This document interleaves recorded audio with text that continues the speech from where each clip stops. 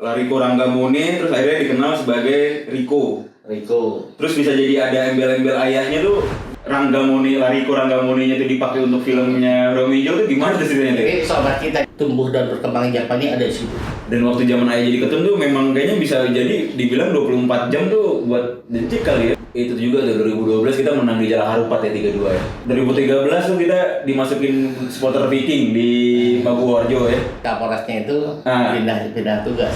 Iyalah kita masuk Jalan Harupat yang bus hancur ya, pulang menang. Iya kalau dia sih emang pertandingan nyampe tenggur-tenggur El Casio-nya Indonesia. Oh iya.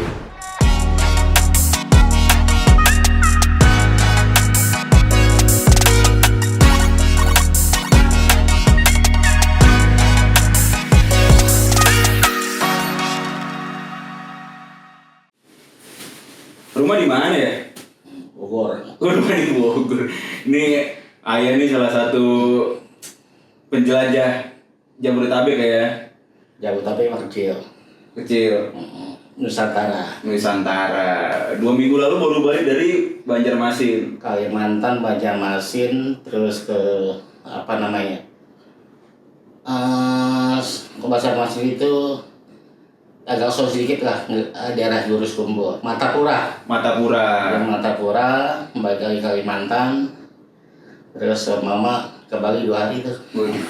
Jadi aktivitas emang sekarang bener-bener Ya, kota ke kota aja nih ya. Kan kalau orang bilang silaturahmi itu memperpanjang umur, memperbanyak rezeki. Memperpanjang umur dan memperbanyak rezeki. Iya, jadi rezeki dari mana? Udah jalan aja dulu. Gimana? Bismillah. Kalau kata penyampaian juga gitu ya, rezeki mah kemana-mana, tapi kalau nggak kemana-mana rezeki juga, bener. Ini ngomong-ngomong nama panjangnya Muhammad Lariko Ranggamone. Iya, Lariko Ranggamone. Itu nama si bokap ya. Ranggamone yang bokap? Bokap nama Abu Bakar biasa. Oh. Abu Bakar gitu, Abu Bakar itu singkat. Tapi Ranggamone itu bokap suka nama anak gue bilang khas ada kedaerahan ini. Nusa Tenggara Barat, NTB 5. Adek gue lagi namanya Iin Parawarawati. Itu cewek. Cewek lagi. Ada lagi namanya waktu Eva usia hasil belajar. Namanya Eva Monica Tony. Eva usia hasil belajar. Dulu namanya bahasanya. Udah Langga, Fedo Yordan. Ada lah. Pokoknya namanya Siwi itu pertama. Jadi berapa bersaudara nih ayahnya? 5 bersaudara. 3 laki, 2 wanita. Semua di Jakarta semua atau di NTB? Jakarta semua. Tapi asli NTB ya? Bokap. Oh bukan NTB. Nyokap mah Betawi Tok-Tok. Betawi Tok-Toknya mana? Betawi mana nih? Betawi Cawang. Kalau Betawi Cawang tuh masih bahasa iya ya? Iya. Orang bilangnya nyokap tuh sekarang nggak bisa dari bahasa. Bilang, berasa ya ada gempa. Iya berasa ya ada gempe.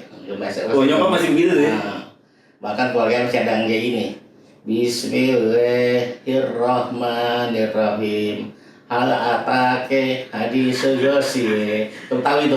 Ujungnya di E itu ya? Iya, aku sih tahu. Bahasa dia logatnya dia. Itu lahir di Cawang, yang sana jadi apartemen tuh. Apartemen Riko Semanjuta tuh lahir di situ, di situ.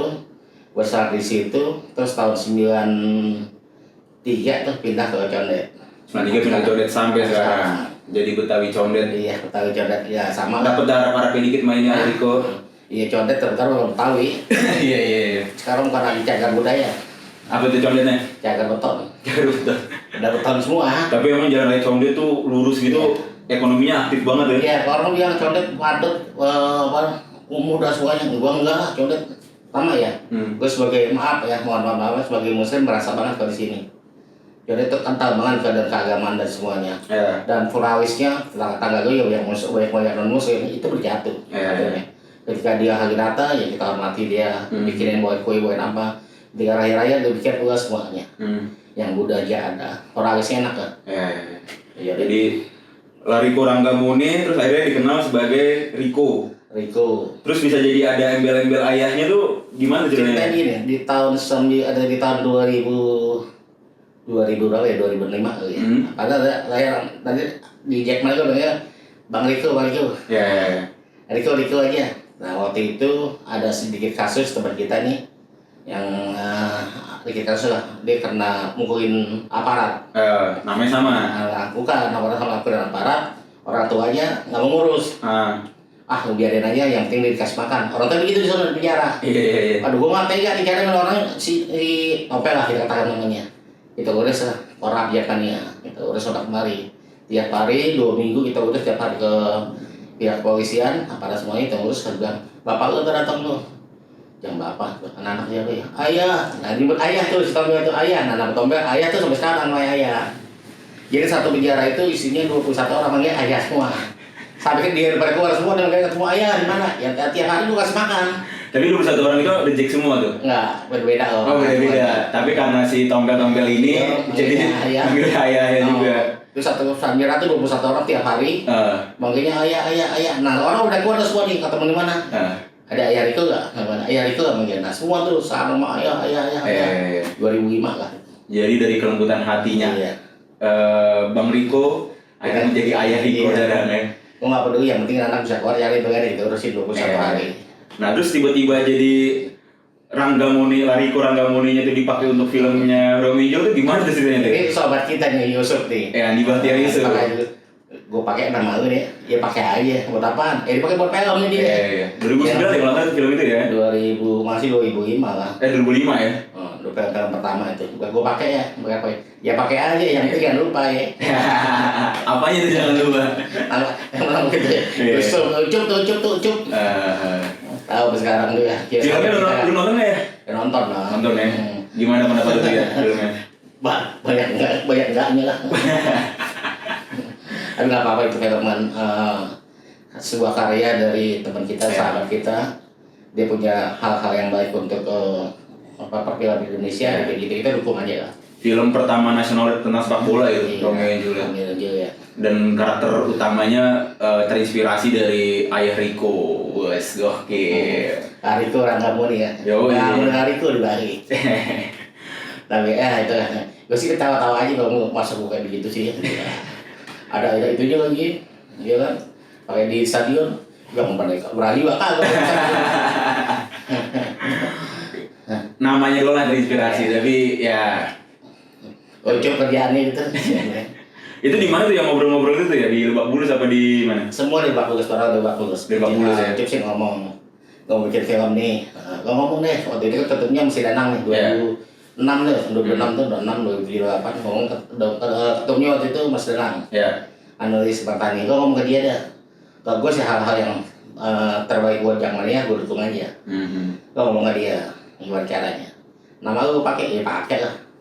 Silakan aja, orangnya gue pakai nggak apa-apa. Itu sedikit luas gantengnya. Iya. Kalau nggak percaya buktiin aja sendiri. Iya, lihat dong. Nggak lihat baju gue nih. Oh iya, udah terus. Tuh berarti 2000 berapa tuh ayah pertama kali bersinggungan dengan Jackmania, berkenalan sama Jackmania itu? Jackmania sebenarnya gue dari tahun 90-an itu udah bokap udah sering ngajak ya. Dulu itu Liga Perserikatan. Nonton ya Senayan GBK. Ngapain nonton aja pada Perserikatan tuh. Jackmania udah belum ada. Gue juga anak Senayan habis pulang sekolah jam 12 udah nungguin bokap pulang. Bokap pulang ngajar jam 1 lah. Jam 1 sorenya dia ngajar lagi sana. Ya jam 3 dia pulang. Tungguin dia jam 3 di Senayan. Yang mana udah terbentuk sana kemarin. Sering banget namanya Cinta Persija udah sejak lama. Jadi liganya waktu itu ada Galatama, ada Perserikatan. Perserikatan ini udah ajak bokap dulu semuanya. Udah Persija banget ya. Persija banget ada lagi dari waktu itu rame-ramenya pas Persija final. Kita bertahu apa ya Persija kalah. Mulai dari situ ada inspirasi. Lambat tahu di tahun 97 ini ada sekelompok orang yang kita Persija. Buat coba mendalami itu semuanya dalamin dulu lah. Kebetulan 93 itu udah baru lulus ya, lulus sekolah, cari kerja dulu nih. Kerja serasa hari di tahun 2000 coba mendalami nih. 2019, 19 gue dalami lagi Jackmania gimana. Masuk lah di dalam Jackmania. Waktu itu gue tinggal di Kalimalang. Kalimalang itu mungkin ceritanya sambil ngaji sama saudara sih, masih saudara ngaji di situ. Ngaji seminggu 4 kali dia pulang lah, tinggal di situ dia. Karena nggak banyak Jackmania Kalimalang. Mulai dari situ gue masuk sana sebulan, 2 bulan, 3 bulan, sebulan. Ada ketertarikan nih. Masa orang-orang itu bisa duduk depan gue enggak? Gue selalu begitu, orang itu bisa, gue harus bisa. Target gue. Ternyata sebulan gue masuk ke sana langsung gue bisa bawa foto, bawa kamera. Kamera itu gue punya kamera dulu, kamera SL itu Fujika. Tak, wah gue yang esok temen ending gue pas dulu kan. Iya gue kasih ke Koreo dulu waktu sudah di bendahara. Baru kan udah ganti. Dikasih, oh bagus hasilnya, dikasih ke Bung Ferry. Bung, ini yang anggota saya nih Bung. Bung nggak tahu tuh, apaan foto? Wah ini cakep kata Bung Ferry, siapa ngambil? Tuh anaknya Bung. Udah masuk fotografer. Nah di situ jadi fotografer Persija. Pertama kali masuk di Jakmania jadi fotografer. Fotografer Jakmania ya, fotografer. Wah hasilnya kamera manual, gue pegang. Iya, sekali jepret yang harus dicekrek kanan gitu ya. Gitu. Itu filmnya pun gue yang 11.000, 8.000. Fujika, ada Konica, ada Fujika. Beli Kodak tuh mas. Beli Kodak, iya beli Kodak kan harganya 8.200, 7.000. Yang hasilnya nyata biasanya baik. Mulai di situ masuk, foto-foto, ngambil atas, ngambil kemana, fotografer terus selesai. Hasil foto itu dicetak, jadi bikin satu album. Namain tanggal pakai tegas-tegas, nyusun semuanya. Sampai nyusun ini gue belajar pakai sekretariat nih, cara bagaimana nih, pendataan apa semuanya. Nyata gue coba di sana ngerapiin pembukaan di Jakmania. Gue rangkap deh, nih, bentuk ini rapi nih, nggak bisa nih. Gue jadi rangkap jabatan di Jakmania nih, rangkap jabatan, pembukaan ya udah masuk ke dari fotografer jadi kepala bidang inventarisir di Jakmania. Kepala bidang inventaris. Jadi inventarisir itu semuanya lama. Gampang inventarisir terus masuk ke 99 2000 terus selesai ini pindah lagi. Lu kepala sekretariat enggak?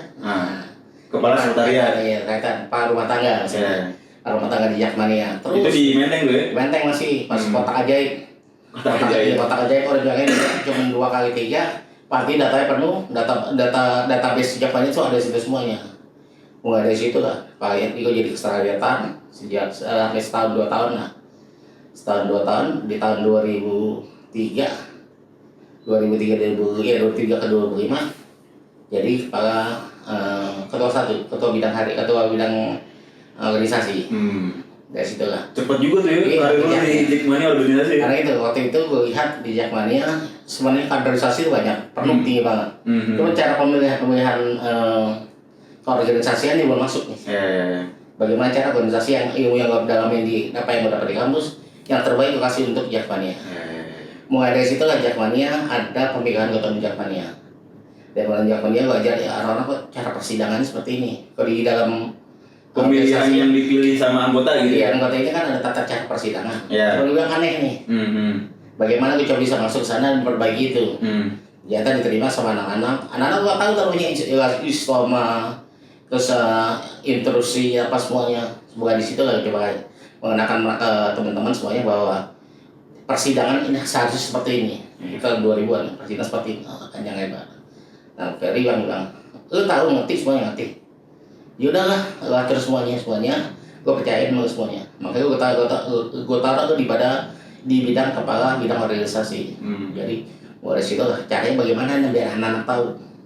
Nah sejak 2003 ini gue coba bikin suatu kegiatan yang biar anak-anak ini bukan hanya gue yang bisa. Ya, bikin apa nih? Latihan dasar kepemimpinan LDK yang ada di kampus. Nah setuju itu, Bung Ferry waktu itu setuju banget. Oh udah, sedang setuju mau bikin. Gue bikin kaderisasi sama Kikimui. Nah, Kikimui itu bikin dah LDK, yuk bikin. Jadi ajarin tuh tata cara persidangan, terus pandangan kiai, pandangan artis, pandangan polisi, pandangan apa terhadap Jakmania mana. Mulai dari situ lah baru kita ajarin namanya game, mulai pemecahan masalah melalui game, pemecahan masalah melalui apa diskusi apa kita ajarin semua cara gitu. Jadi dianalisis dari bawah nih ya. Dari sudut pandang orang di luar dulu nih, belum dari dalam dulu gitu.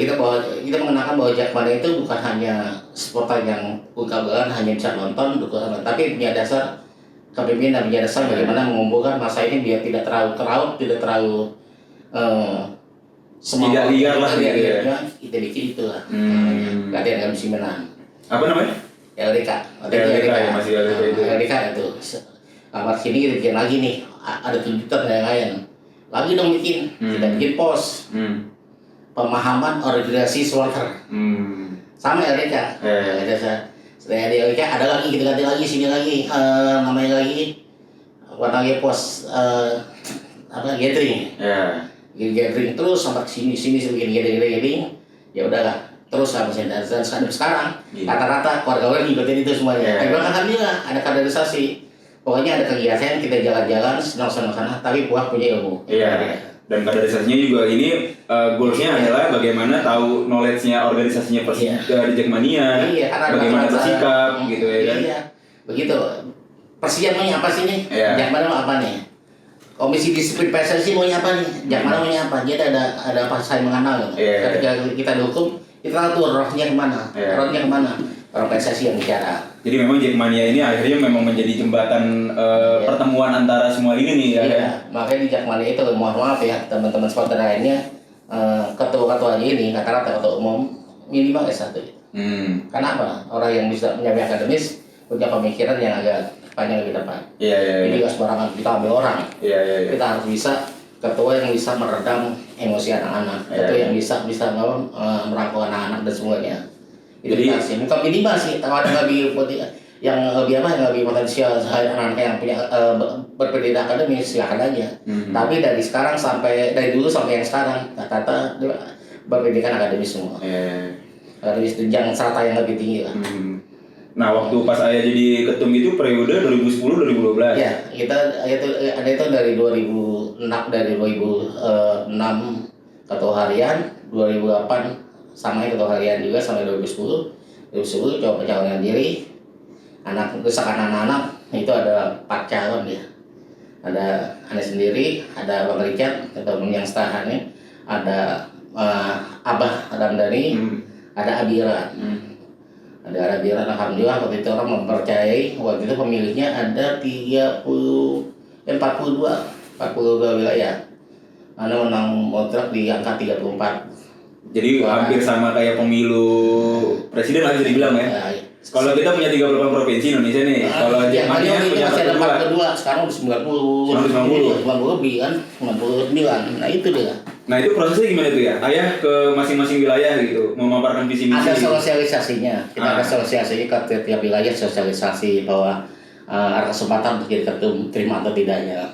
Sosialisasi tetap ke sana ya. Nah itu bikin visi misi juga berarti ya? Bikin kita masih ada timnya nggak gitu ya? Ingat kalau di dalam tim sih ada, kecil aja lah. Karena skupnya kita hanya organisasi Jakarta ya. Makanya di Jakarta lebih spesifik lagi hanya organisasi supporter. Masih kan nggak ya waktu itu apa yang mau dibangun dia? Yang penting kok agak lupa ya. Tapi gue tim ini cuma satu Lopez waktu itu yang gue target hanya ini aja lah. Jawab keraguan orang terhadap diri lu dengan prestasi yang bisa lu jalankan. Jawab keraguan orang dengan prestasi yang bisa lu jalankan. Satu lagi. Waktu zaman Ayah tuh apa yang menjadi keraguan yang dibanyakan kalangan orang lah melihat Jackmania gitu? Wah, belum bukannya orang yang bukan pendiri, bukan apa, tapi bisa mampu bilang. Bilang apa nggak mampu lah. Segala sesuatunya bisa kalau kita mau. Dan punya kekuatan dan punya dasar kepemimpinan. Karena kan gue pernah juga di kampus ya. Jadi ketua Rohis. Di kampus Monong Abang Rohis. Terus kemudian jadi PJS pejabat sementara BEM kampus. Dan dari situ lah caranya. BEM kampus kalau di kampus kan namanya Dewan Mahasiswa. Dari situ gue coba aja apa nggak mampu sih di kampus gue mampu. Apalagi di Jackmania nih. Tantangan hal yang kecil lah. Emang Ayah ini senang banget berorganisasi ya? Iya, dulu sekarang agak buat kita tinggalkan. Pengen sih berorganisasi lagi. Yang penting apa yang kita lakukan dulu sekarang bisa ditularkan ke bawahnya. Kalau untuk si suasana The Jack sendiri waktu zaman 2010 tuh apa yang masih Ayah ingat tuh The Jack? Ya pasti itu kan tumbuh dan berkembangnya Jackmania ada di situ. Anak-anak bocah-bocah namanya liar, apa semuanya. Yang masih mengenal dirinya siapa. Yang tiap pertandingan pasti bawa menunjukkan jati diri dengan senjata tajam. Dengan apa dengan segala sesuatunya, hampir tiap pertandingan pasti kita hadapi mereka semuanya. Ada kenapa? Ya tiap kali pertandingan pasti ribut tuh. Antara gang ini, anak kampung ini, kampung sana. Bawa siapa nama gang? Walaupun dulu ada ya sekolah. Ini timbul lagi nih anak generasi baru, generasi ketiga lah di Jakarta itu, yang timbul dengan lagi ramai dengan geng motor. Oh iya iya iya. Tiap pertandingan pasti bawa senjata tajam, bawa apa semuanya. Waduh, ngerayu caranya bagaimana? Bahkan satu saat tuh pernah dikumpulkan sampai 3.000 orang itu, kata-kata bawa senjata tajam. Polisi tangkap itu, gue dipanggil sama polisi, ini caranya bagaimana? Udah kita ceramahin, kita kasih nasihat, kita kasih apa semuanya, karena anak ini semuanya.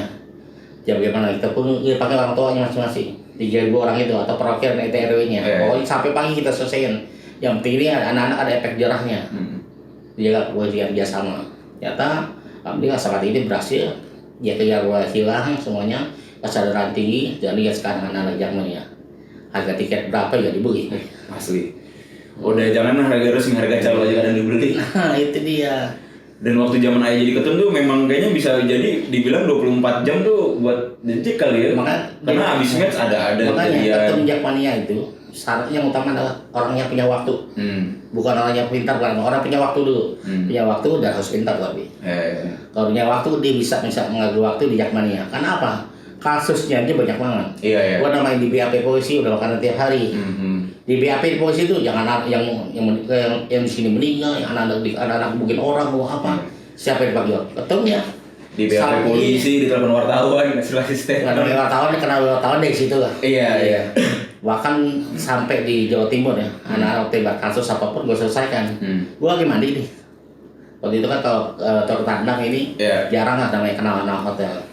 Ada gedung apa kita inepin loh, gedung ini kita pinjam, kita bayar, semuanya kita gini. Gue lagi mandi di tempat tungguin, ada user, anak gede banget, dua motor. Gue bingung siapa nih, kasus Kediri. Mana yang toin di sini? Telepon gue, saya pak, langsung aja berani paling tua kan, saya pak, ikut saya pak, bentar pak, saya pakai pendek, pakai baju, udah begitu aja, pak. Saya minta waktu pakai baju dulu. Oke, saya pakai pendek waktu dulu. Iya. Yaudah pakai baju. Cara pendek kepolisian makanya ada anak-anak di situ, anak kita 8 orang.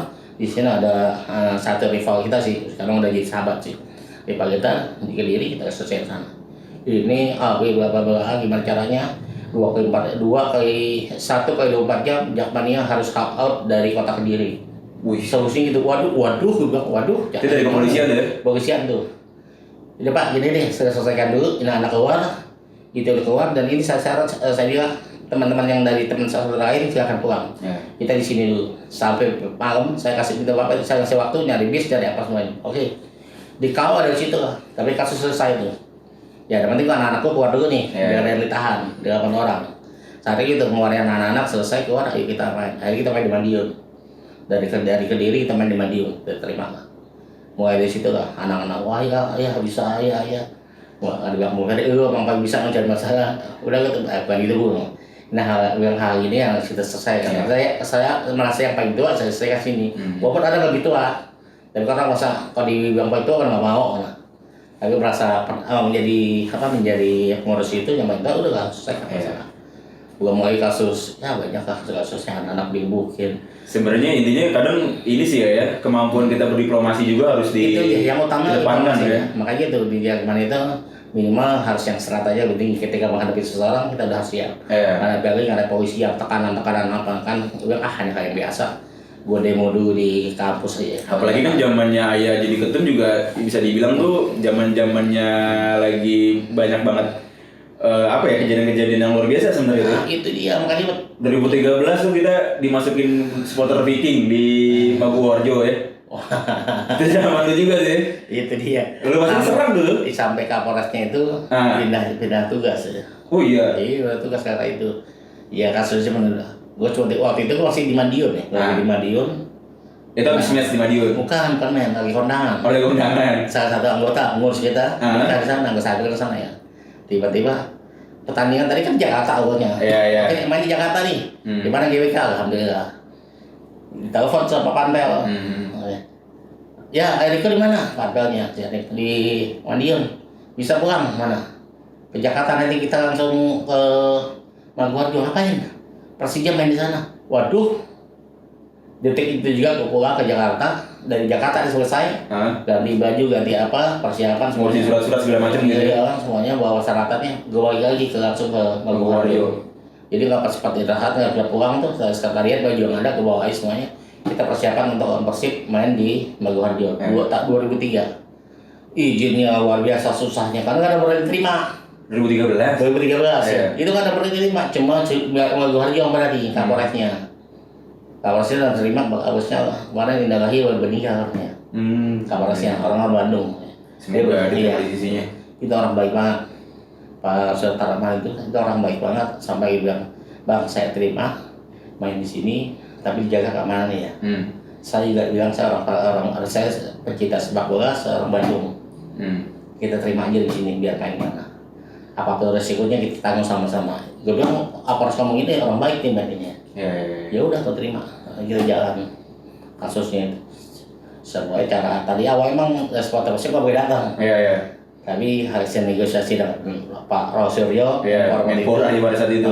Terus pihak kepolisian yang tinggi-tingginya diizinkan datang.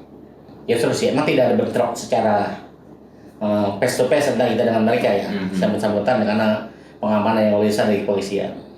Tapi situ karena ada catatan yang negatif dari pihak lain sampai Kapolresnya dipindah.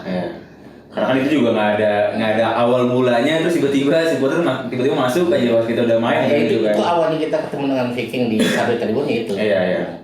Nah itu posisi lu di tribun apa di mana tuh ya? Di bawah, gua nggak masuk, nggak nonton, nggak sampai tribun. Di bawah. Sampai Persib ya udah kalian udah diterima di sini, kita jaga sama-sama. Sampai ada abang juga, ngatain apa lu susah. Gue nggak terpengaruh hal yang gitu. Pasti ada lah. Apa namanya selinting dua linting. Hal itu gue nggak terpengaruh hal gitu. Yang penting lo bisa masuk sini, lo bisa nonton nyaman. Kita bisa sama satu tribun buktiin kalau kita bisa di sini. Selesai itu semuanya, seminggu berikutnya kita lawan PBR juga. Yang di Maguwarjo juga ya? PBR aman naik, supporternya ada. Karena ketua aja sendiri itu anak Jakarta. Tapi ada apa obrolan sama si Roy Suryo nggak? Ada. Oh ada tuh. Sampai sekarang pun kalau di WA ya, Roy Suryo, kapan main Jogja? Dia kan Jogja tuh. Sekarang Jogja, kemarin ngobrol sini nggak? Kapan dengan Roy Suryo cara gimana? Roy Suryo. Ya orang pintar sih ya. Kita juga sih bisa baca situasinya. Jadi kalau bisa dibilang jobbesnya ketua umum tuh banyak juga tuh ya? Ya apa aja sih semuanya. Penyelenggaraan pertandingan juga lo ikutin ngurusin juga tuh. Kan izin pertandingan harus ada berkepentingan dari kita dengan pihak polisian. Tiap kali pertandingan dimanapun, yang sekarang pun demikian. Ada posisi tawarnya, mau minta polisian apa, dari mana apa, itu negosiasinya. Kalau Persija tuh sebenarnya kalau di zaman ayah tuh, kalau di GBK tuh apa sih yang bikin sulit tuh biasanya? Dia katakan kota terbuka apalagi GBK ya, itu kan ring satu. Bukan hanya di Jakmania, bukan hanya Persija menggunakan itu, tapi fasilitas lainnya orang-orang sekitar kantor situ bisa terganggu lah karena pertandingan semuanya. Apalagi zaman anak-anak yang 2013 itu kan, yang mau nyari jati diri ya, gue bilang tadi jati dirinya siapa? Mau naik di atas pakai apa? Ibarat bendera, kadang-kadang bosnya tajam. Ini PR banget nih. Biar jangan sampai ke depannya orang di Jakmania ada melalui hal seperti ini. Mau nonton, gue minum dulu tadi Hotel Mulia tuh. Lagi motor minum. Tapi sekarang ya alhamdulillah ya anak ya. Api, pakai motor pribadi, pakai mobil pribadi semuanya. Kalau gue juga sekarang kita udah pameran hotel.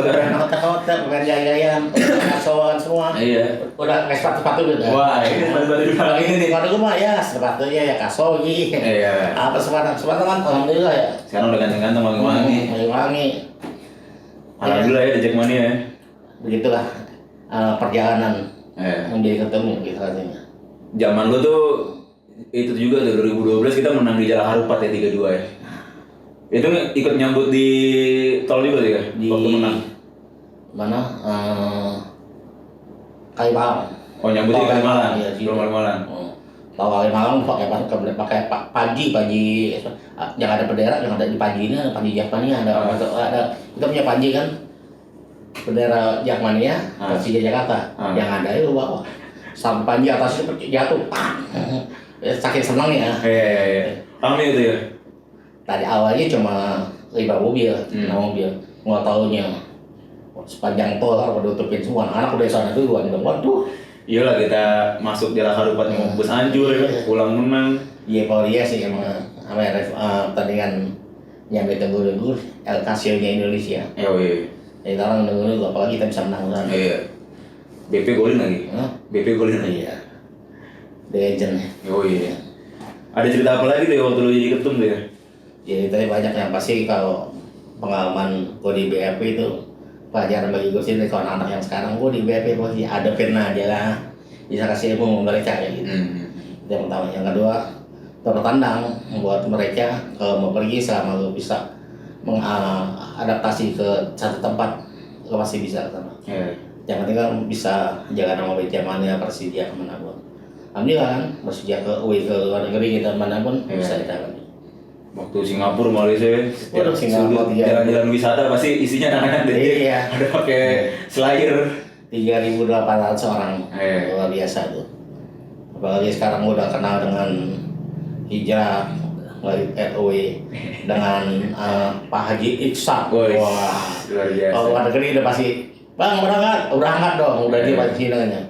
Itu orang luar biasa itu. Demennya away. Hobinya gue. Iya, second line tuh demennya away. Kandangnya sedikit, kandang nggak banyak, tapi away banyak. Demennya away jauh-jauh. Kandangnya lu kasih mulu pada mana katanya. Kandangnya away kok, BK penuh ya. Iya. Kalau gue pada berangkat.